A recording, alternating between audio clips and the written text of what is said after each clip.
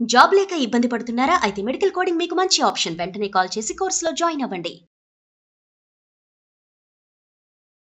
అమ్మ నమస్తే. నమస్కారం అమ్మా. అమ్మ, కాలికి వేసుకునే చెప్పులు ఉమ్, పోయినా లేదా ఆలయాల్లో పోయినా ఉమ్, మంచిదంటారు. ఉమ్. అవునమ్మా. ఎందుకనమ్మా మంచిది ఎలా అవుతుంది? కాళ్ళకి అధిపతి మన శరీరంలో శని. ఆ, మన శరీరంలో.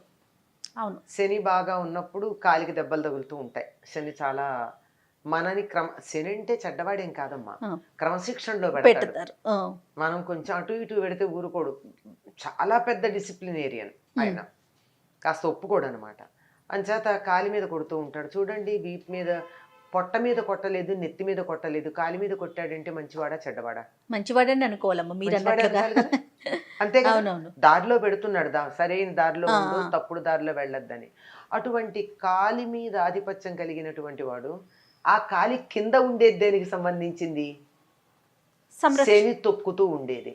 ఆ, శని తొక్కుతూ ఉంటాడు. ఉండేటటువంటిది. ఓకే. ఆ శనికి సహాయపడుతూ ఉంటుంది.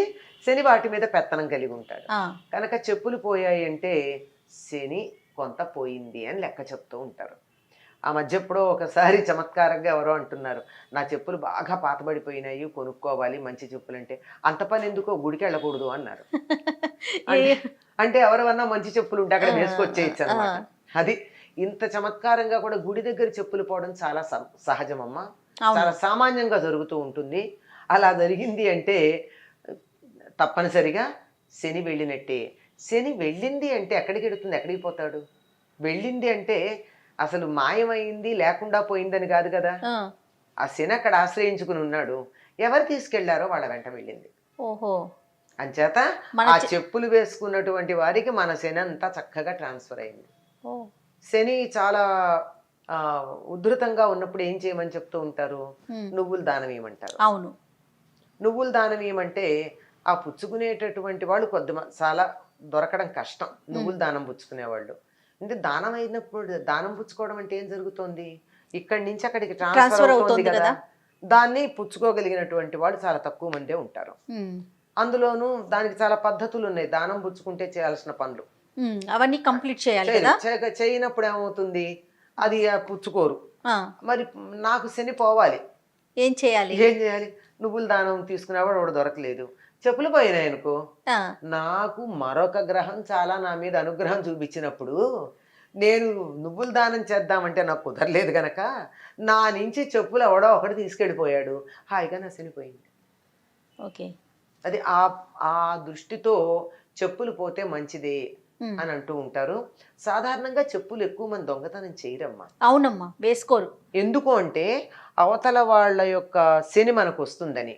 అంతేకాదు, ఇప్పుడు బట్టల మాట నుంచి చెప్పులు మాత్రం ఒకళ్ళు వేసుకున్నో మనం వేసుకుంటే వాళ్ళ తాలూకు ప్రభావం మన మీద వెంటనే కనపడుతుంది.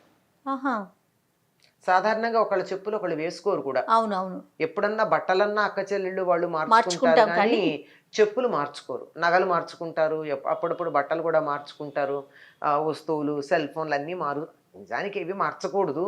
అంటే విపరీతంగా మార్చుకుంటుంటే ఎఫెక్ట్ కూడా ఉండదు. ఒకసారి అయితేనే, ఒకటో రెండు సార్లు అయితేనే ఉంటుంది. కానీ చెప్పులు మాత్రం ఒకళ్ళదొకళ్ళు వేసుకుంటే అస్సలు ప్రభావం చాలా నెగిటివ్గా ఉంటుంది. కుటుంబ సభ్యులైనా కూడా, అంటే సొంత అక్క చెల్లెలు కానీ ఎవరు కూడా మార్చుకోకూడదు.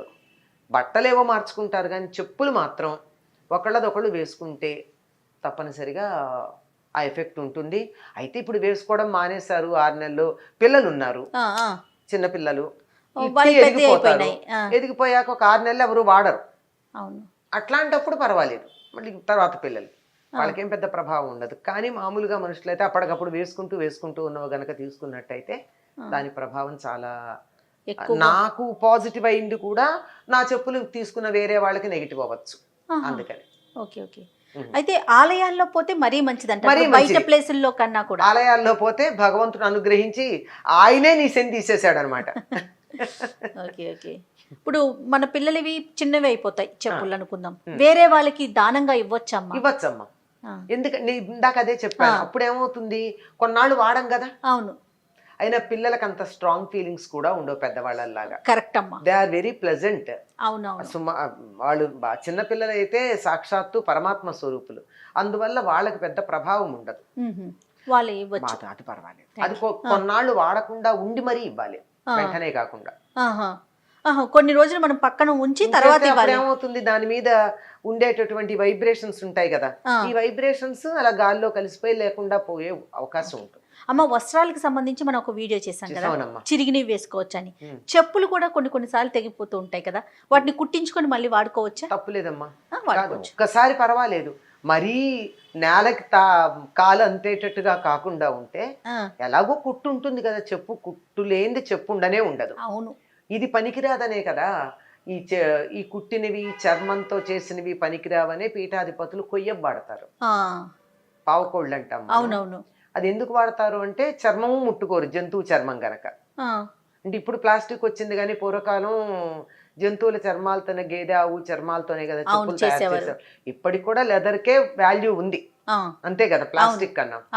సింథటిక్ అంటారు, సింథటిక్ ఫైబర్, సింథటిక్ ఫోమ్, రకరకాల మెటీరియల్ లో చేసేస్తున్నారు అమ్మా. ఇప్పుడు ఒకటని ఏముంది, అన్ని రకాల మెటీరియల్స్ వాడేస్తున్నారు. అందువల్ల అది చర్మం అనే ఉద్దేశం ఒకటి.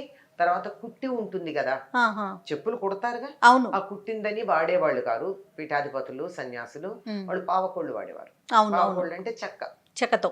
అంచేత ఇందులో ఎట్లాగో కుట్టుంది, మరీ పాడైంది అయితే తప్ప, ఒకసారి పాడైతే కుట్టించుకుంటే వచ్చే నష్టం ఏం లేదు. కాదమ్మా, పాదం కింద, పాదం దగ్గర మనకి శనీశ్వరుడు ఉంటారు అనుకుంటున్నాం కదా, కాలు అన్నాం కదా, ఎక్కడి నుంచి ఎక్కడి వరకు ఉంటుంది? మోకాల నుంచి కింద పాదం వరకు అమ్మా? ఒక్కోసారి పైదాకా కూడా ఉండొచ్చమ్మా. ప్రభావం పాదం మీద పడేది ఉన్నది ఎక్కడి నుంచి ఉన్నా ఉంటుంది.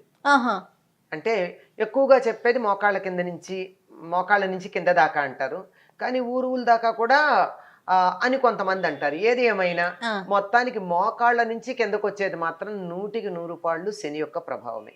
అందుకేనమ్మా కాళ్ళు కడిగేటప్పుడు పూర్తిగా పాదం అంతా తడిచేలాగా కడుక్కోమంటారు, దరిద్రం అంటూ ఉంటారు. అంటే ఆయన స్థానం కదా, మనం భోజనం చేసినా, ఏదైనా పూజ చేసినా, బయటికి వెళ్ళొచ్చినా అదంతా కాళ్ళు కడుక్కొని లోపలికి వస్తాం. అవును, అంటే శని వెంటనే ఆ పనులకి ఇబ్బంది కలిగించకుండా ఉండాలని. కానీ కాళ్ళు కడిగేటప్పుడు కొంచెం ఎక్కడన్నా తడి తగలకుండా పొడిగా ఉంటే మాత్రం అక్కడ నేను ఇక్కడ ఉన్నాను, మీరు నన్ను సరిగ్గా చూడలే, డిసిప్లినరీ కదా అయినా, క్రమశిక్షణ పెడుతూ ఉంటాడు హెడ్ మాస్టర్ అనమాట, బెత్తం పుచ్చుకున్న హెడ్ మాస్టర్. అందువల్ల మీరు ఇక్కడ కడగలేదు కదా, నా ప్రభావం చూపిస్తాను, నేనున్నాను. ఇది దీనికి మంచి ఉదాహరణ కూడా ఉంది మనకి. ఏంటమ్మా? నల చరిత్రలో నలుడికి దరిద్రం రావాలి, ఆయనంతా ఇచ్చేసాడు కదా, అదేంటి జూదంలో అంతా పోగొట్టుకున్నాడు, భార్యతో కలిసి ఇక్కడికి వచ్చాడు, మొత్తానికి అంతా ఆయనకి ఏ కష్టాన్నైనా భరిస్తాడు ఆయన. దరిద్రం రావాల్సిన అవసరం ఉంది, శని ఆయన్ని ఆయన మీద ఆవహించాలి. ఎక్కడ శని రావడానికి ఆయన అవకాశం ఇవ్వట్ల. అవును, అట్లాంటి సందర్భంలో ఒక్కసారి లఘుశంక తీర్చుకున్నాక కాళ్ళు కడుక్కుంటూ ఉంటే వెనకాల తడవల మడమ చాలు కదా, అంతే, వచ్చేసి వెంటనే దాని మీద ఆవహించటం జరిగింది అని మనకి చెప్తారు. అందుకని ఏదంటారంటే పాదసేవనం అనే దానికి ఒక ఆయన చమత్కారంగా సమాధానం చెప్పాడు. పాదసేవనం అంటే భగవంతుడి పాదసేవనమే కాదు, మన పాదాలను కూడా సేవించుకోవడం, మన పాదాలు చాలా చక్కగా ఉండేట్టు చూసుకోవడం. అంతేకాదు పాదాల ఉన్న లక్షణాన్ని బట్టి ఆరోగ్యం చెప్పేవాళ్ళు కూడా ఉన్నారు. అవును అవును, అది పాదం ఎలా ఉంది అన్న దాన్ని బట్టి, దాన్ని నువ్వు ఎంత బాగా రక్షించుకుంటావు అన్న దాన్ని బట్టి ఆరోగ్య పరిరక్షణ ఉంటుంది అని చెప్పడం కూడా మనకి కనపడుతూ ఉంటుందమ్మా. అలాగేనమ్మా, తప్పకుండా. నమస్తే. నమస్తే అమ్మా.